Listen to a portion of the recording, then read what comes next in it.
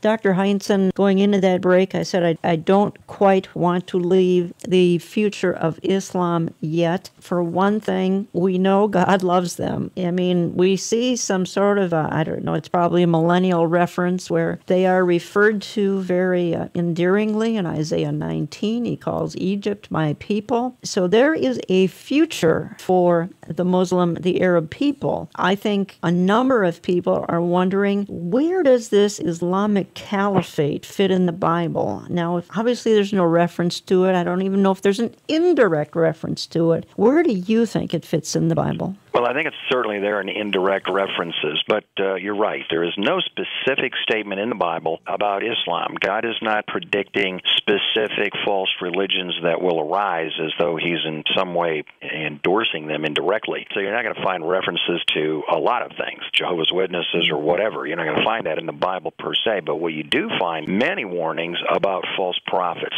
and false teachers. Some of those are out of the Christian movement itself, but many of them are outside of Christianity. I think the issue of the false prophets in the Old Testament, the biblical prophets of Israel dealt with false prophets in the nation of Israel as well. Jeremiah kept saying trouble is coming, and most of them kept saying no, it's not. They were wrong. But there were many false prophets outside of Israel as well, Balaam and others that are named in the Bible. So this has always been a problem. Somebody claiming to speak from God when in reality they do not. And I think for me, Islam falls into that category in the same way that they would say Christianity is a false religion. We, by contrast, examine the claims of Islam and say, no, we don't agree. We think that's a false religion. Then you have specific nations that are named prophetically in the Bible in end times conflicts, and it's very clear that many of those nations are in the Middle East. Those nations today happen to all be Islamic. Now, if we were reading the Bible 2,000 years ago before the rise of Islam, we might wonder, well, how would that happen? In fact, sadly, early on, Christianity spread in many of those nations in the first 6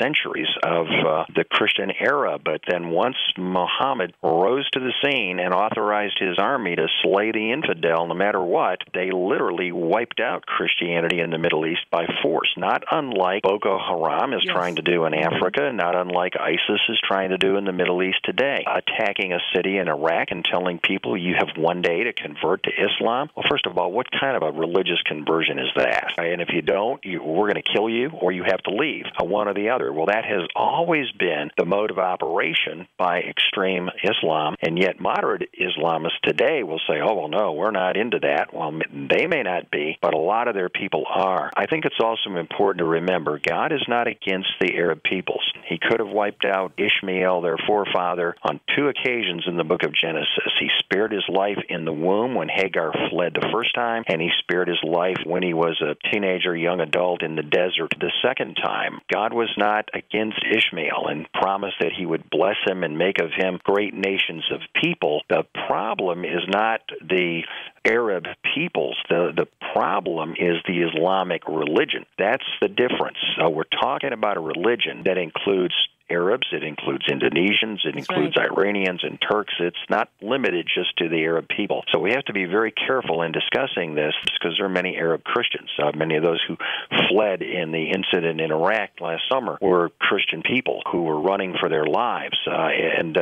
America occasionally, I think when the president feels like I'm being pressured because I don't do anything, he does a little bit of something, but it's never really enough to solve the problem. So from a biblical standpoint, I think that you're going to see 2 things occur. Ultimately, a power shift, and I deal with this in the book, 15 Future Events, a power shift away from America toward Europe, and ultimately you're going to see Islam as the wild card. They are not going to cooperate with a global religion unless it's their religion. They're not going to cooperate with a global government. I see them eventually trying to spread this caliphate idea into an invasion of Israel, attack them, destroy them, eliminate them, inflame the passion to spread the Islamic faith to the entire world. And if indeed they're destroyed by the fulfillment of Ezekiel's prophecy, then that puts them back on their heels. That doesn't mean everybody's dead. That means their military power has been wiped out. That will give the Western leader, the Antichrist, the opportunity then to attempt